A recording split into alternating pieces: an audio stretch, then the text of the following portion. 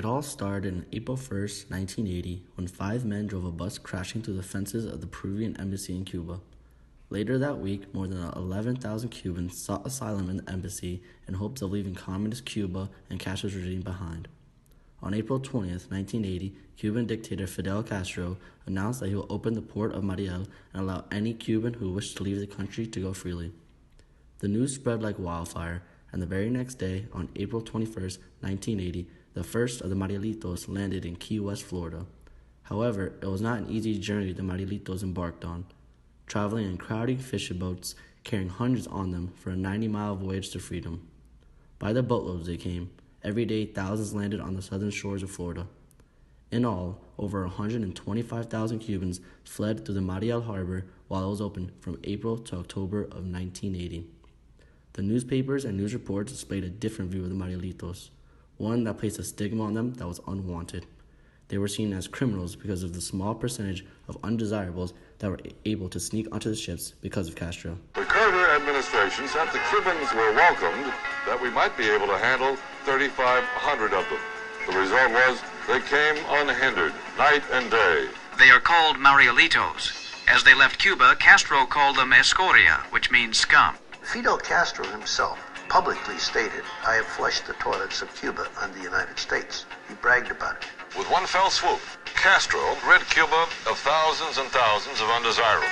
For all of the decent, hardworking refugees who came here to make new lives, there were also the deadliest, most ruthless criminals that had ever been unleashed on any country in the world. Those were the stereotypes that surrounded the Marielitos. News reporters and journalists around the country did not want to help the undesirables. They portrayed them in a false light. They were all criminals who killed and dealt cocaine, or at least that's what Scarface made it look like. In reality, less than 5% of the 125,000 Cuban refugees were actually criminals or mentally ill, the undesirables. Soon after, because of what journalists made the Marielitos out to be, the federal funding came to an end. They had no money and nowhere to go. They became known as the Marielitos. And you could see almost like a massive hysteria going on in the country. It was just tumultuous those early days. It happened so suddenly. The question was, do we intercede and send these people back, or do we welcome them here? The ugly side of it was Castro and what he did and how he manipulated the situation. Luckily, the 100,000 Cuban refugees got stuck in the Sunshine State. Here, no matter what was said through the media, this was their new home. Some had family, and some Floridians just wanted to help, especially the city of Hialeah and Miami. Tent cities were made in places such as the Orange Bowl and even under I-95 highway. Florida had to stick with what the rest of the country did not want or did not want to care about. In a quote from Mirta Ojito's novel, Finding Mañana, a memoir of a Cuban exodus, she writes, "We left the way one leaves a cherished but impossible love. Our hearts, heavy with regret, but beating with great hope." And that great hope was Florida. No hay visas, pero tenemos balsas.